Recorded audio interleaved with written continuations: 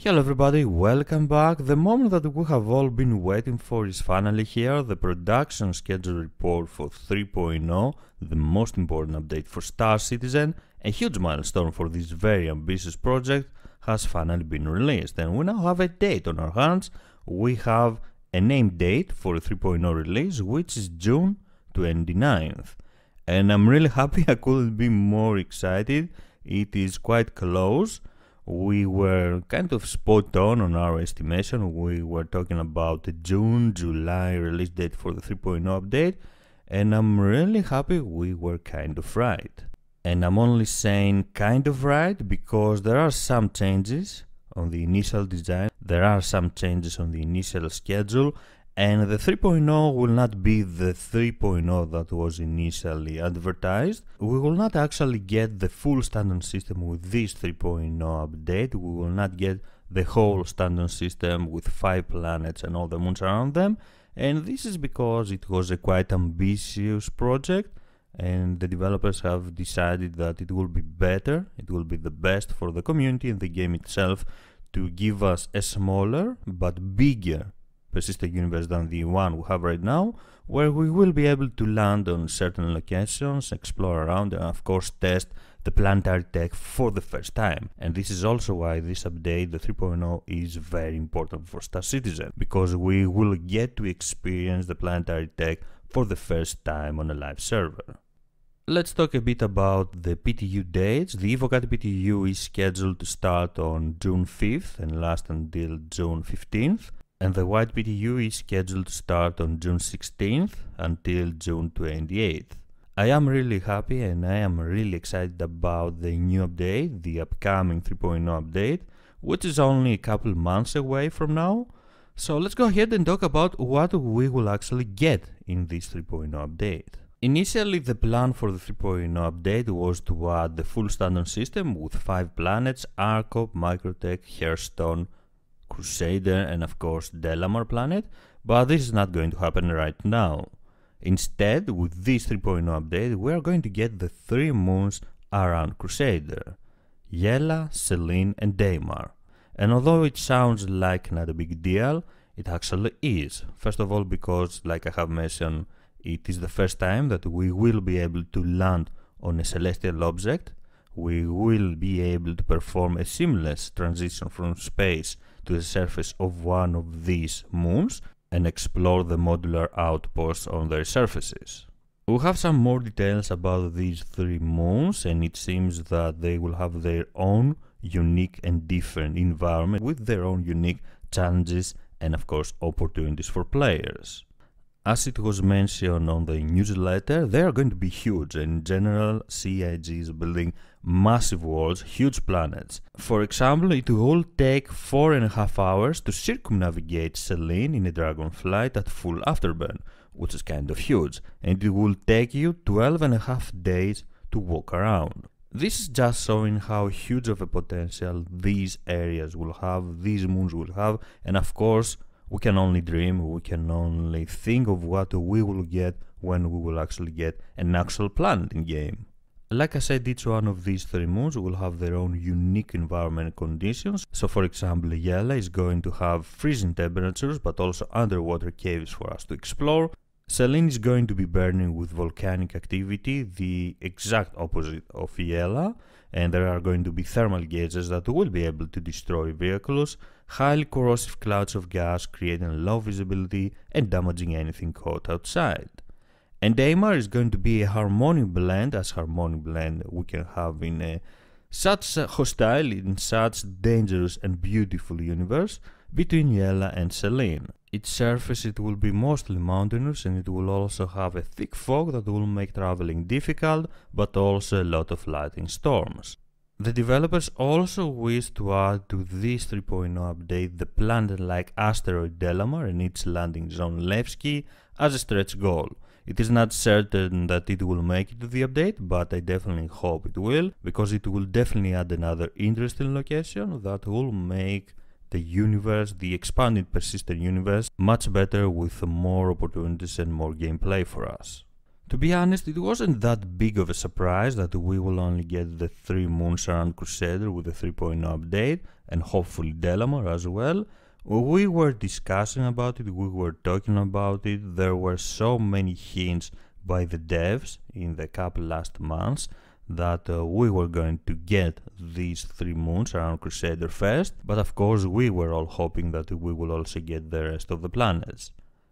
In my opinion, I think it is a nice move from CIG, it is a nice first step for the planetary tech, it will make it easier to test it, and it will make it easy for the developers to realize what is working well and what is not working well and try to fix it. Before we move on to a bigger and more expanded persistent universe, a bigger standard system. As far as the persistent universe goes, we're not only going to get the 3 moons and hopefully Delamar, but we are also going to get, like I have mentioned, surface outposts on their surface, derelict ships, but also debris fields that we will be able to explore and hopefully become richer by collecting loot and viable items.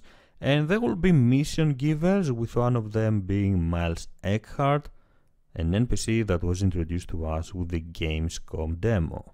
Although getting these 3 moons and hopefully Delamar with the 3.0 update is going to be quite huge and will change Star Citizen as we know it, we will also need some new content, we will also need some gameplay, not only running around on empty planets. We knew that with the 3.0 update we were going to get the first set of professions, and the developers have said many times that we will possibly have mining as well. But unfortunately it seems that mining is not going to be in this first iteration of the 3.0 update. So that leaves us only with cargo hauling, trading and piracy, which is still kind of huge since we have absolutely no professions, no such kind of gameplay in the game right now. But still, I would love to get some mining as well. So with this 3.0 update, with this first iteration of the 3.0 and the expand persistent universe, we are going to get cargo and commodities. We will be able to buy, purchase and of course sell commodities for profit, carry cargo crates on our vessels, carry them out of our vessels, and generally interact with our cargo. A new player interaction mode for the Item 2.0 system that will allow us to interact easier with sub-components, and it will make it very easy to control our spaceship and of course every item around us. Support UI on kiosk for buying and selling cargo. The alpha version of insurance, which is kind of big news. We are going to get the first iteration of the insurance system in game, which means that if our ship is damaged beyond repair, we will be able to request a replacement ship, but also the introduction of stamina in the game. So now when we are sprinting, this will drain our stamina and this will have consequences on our actions. We will not be able to sprint all the time like we can do right now, because this will cause loss of breath and of course it will make it difficult to aim with a weapon. Other additions include the new Mobbing-Glass mission application, opportunities for mercenaries and bounty hunters, and this is of course because traders and haulers will require escort to protect them from pirates, and this creates gameplay for every kind of player, for every player, no matter what kind of his preferred gameplay is. If you want to go after traders and rob them of their cargo, you can do it, you will have the option to do it. And of course if you want to be a trader, you will need to have protection, you will need to have some good firepower and possibly a couple mercenaries, 1 or 2 mercenaries assisting you, escorting you. We will also get the debut of some substance mission system, generating challenging scenarios and encounters, making this new expanded universe a lot more alive and a lot more interesting. And what is a new update, like the 3.0 update, without new vessels, without new ships? With this 3.0 update we are going to get the Dragonfly and the Ursa rover, which was kind of obvious and logical since we will need vessels, vehicles for ground exploration. And to be honest with you, I can't wait to take my Dragonfly and start exploring Yela or Selene or even Delamar. The reworked and improved Catalyst Black will be in the 3.0 update, but also the Constellation Aquila and the Misk Prospector, despite the fact that we will not get mining with this update. And for the first time, and I feel like I need to mention this, we will be able to customize our character, mostly heads, hair, eye color and skin color. With this production schedule report for the 3.0 update, CIG has also revealed their plans for the rest of the year, what we will get in 2017, and they hope that they will also give us a couple more updates, 3.1 and 3.2. In 3.1 we are going to see modular space stations, but also the Arco plant with the Area 18 landing zone, and the plan for 3.2 is to get Crusader, Hearthstone and Microtech as a stretch goal, with each one of these new updates including new additions to the game, new gameplay content, but also new spaceships. I think these are great news. I'm very excited. Mark the day on your calendar, June 29th, which is Thursday, and as we all know, CIG never releases anything on Thursday, so it will probably be June 30th or July 1st. Mark these days and make sure that you are free in order to enjoy the 3.0 update, the most important update in the history of Star Citizen.